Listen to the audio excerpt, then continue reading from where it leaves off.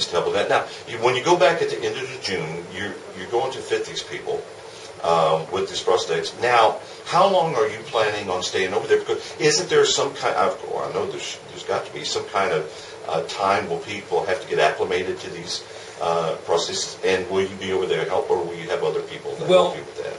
Yes, we're going to stay there 5 days is our plan right now, and we're hoping that we have a couple of physical therapists who are able to make that trip with us at that time. These are people who are relatively fit. They were very active before, and they're not like our typical population of amputees that we see over here who have gone through setback after setback, who are otherwise compromised and then wind up with an amputation.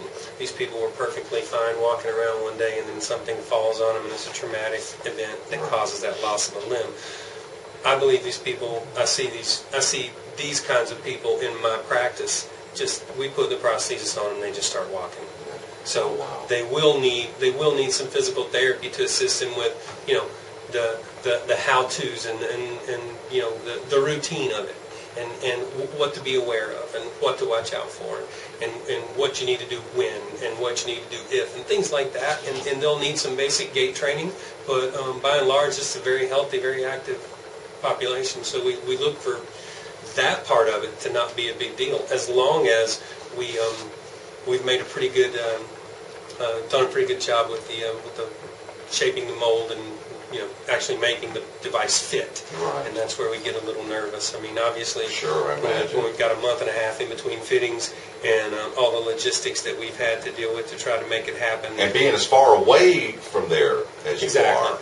And not having the tools that we have at our disposal here. I got a ton of tricks in my office. We've got little adapters and things that we can grind out an area over a bony prominence if that's there that we might need to relieve for somebody. But over there, it's a one time. It's going to be something we're going to put on them, and hopefully they're it's going to fit. And I'm still struggling with what number or percentage of successful fittings I'm going to be okay with. Right. Well, I want 100%, but I know that's probably not going to happen. Well, I know you want 100%, but I imagine they'd be extremely happy with 50%. Coming from the situation that they're coming from. Sure, I'm sure that and if we are able, if through it all if we just got one, we should be happy with that. But we all know we won't be. Because that means we're going to have 19 other people walk out of that clinic that day, or go out of that clinic that day on crutches, not walking. So we really want to see all these people walk out. Yeah, I imagine. And now, end of June, are you planning on going back over?